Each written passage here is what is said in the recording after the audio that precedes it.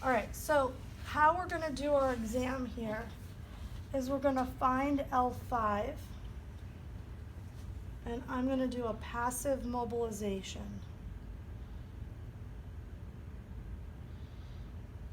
Okay, so I block the spinous process. The one above should glide. Okay, if I don't feel movement, I've got a restriction.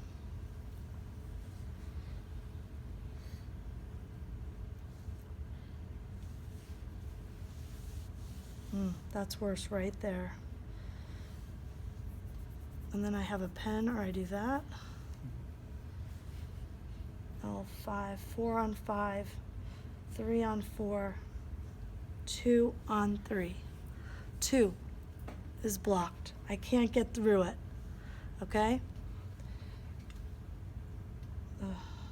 One's a little blocked. Yeah, 12's a little blocked. But now they're probably following each other. So then I come here and I push her pelvis under, and I should feel for L5's motion. For the right's worse, actually. They're both. She's blocked both ways. So what I should feel when I push her pelvis under her rib cage here, this should glide. I don't feel hardly any motion. I'm like hitting a wall. That's an L5 bilateral, what we call FRS.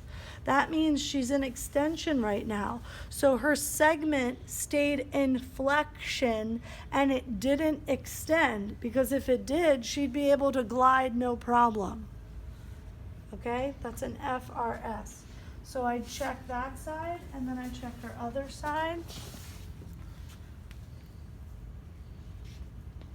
Do you see how much shoulder translation she has on this side? That's more clear.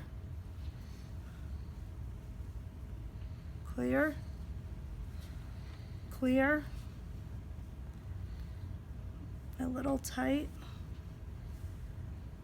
A little tight. So her junction's a little tight on both sides, but her main thing, it's going to be L5 and L4 on the right. It's an FRS. It's stuck here. So I like this technique because, go down like this.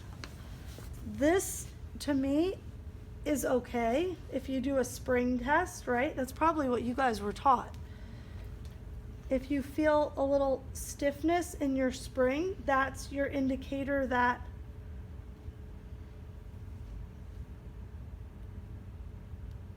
there's a restriction.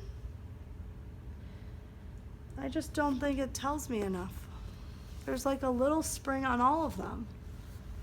So I think this way has helped me treat more people more efficiently. Let's put it that way. Okay? So then if she goes on her hands and knees, and she pushes back, I can then come to L5 and I try to give it a little lift. So I'm trying to lift one facet off of the one below. They're both kind of stiff. Okay, so it just doesn't want to lift. More on the left, but both a little bit. So this would mean she's in flexion, which means her segments are in a little stuck in extension here. So she's stuck on both sides. She's only using a mid-range of flexion extension, which is causing inhibition of all of this, which is why she cannot stabilize and has some pain. Okay? Does that make sense? So that's a little bit of the way I do it in the clinic. You'll see my patients know this position. I'm like, assume, glamour shot pose, because that's how I find the restrictions. Let's go back to the belly. So this would be propped up and elbows propped good. This is my position to check.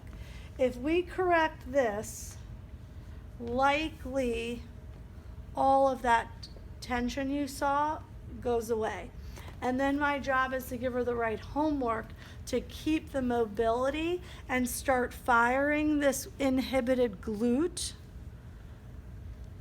to get her to where I need her to go. Does that make sense? In this instance, are your first interventions joint moves or dry needling? My first intervention here is a muscle energy technique for a joint.